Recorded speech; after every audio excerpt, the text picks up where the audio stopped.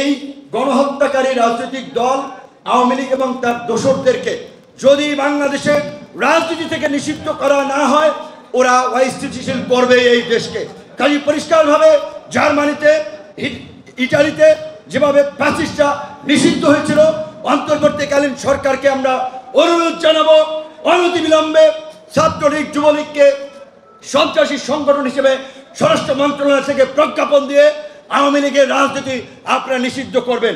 অনেক ইতিমধ্যে আমাদের বিদেশি বন্ধুরা, সুশীল সমাজ অনেকেই বলছেন মাল্টি পার্টি ডেমোক্রেসি থাকবে বাংলাদেশে।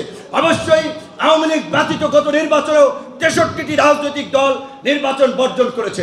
আমি বিএনপি করি না, আমরা গণতন্ত্রের স্বার্থে আমরা একসাথে আন্দোলন করেছিলাম, রাষ্ট্র গঠনে এখন একসাথে কাজ করছি।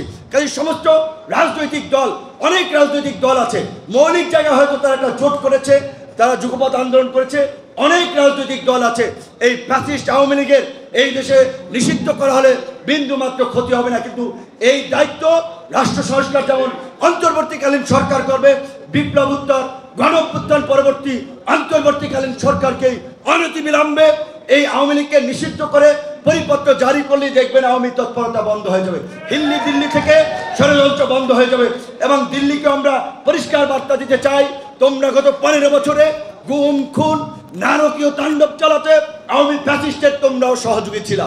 তোমাদের বিরুদ্ধে দাঁড়িয়ে আমরা নির্বাচন পরবর্তী ভারতীয় পণ্য বয়কট, ভারতীয় আধিপত্য এবং আগ্রাসনের বিরুদ্ধে লড়াই করেছি।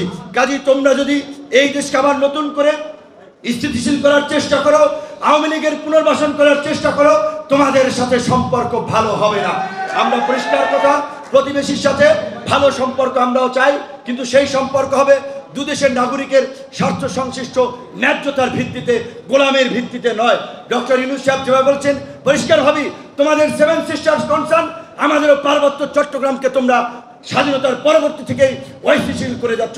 এইখানকার কিছু এজেন্ট বানিয়ে দেশের মধ্যেও মন্দিরে হামলা, পূজার মণ্ডপে হামলা করে এখানে একটা সাম্প্রদায়িক দাঙ্গা বহির্বিশ্বে দেখিয়ে অস্থিতিশীল করার চেষ্টা করেছ।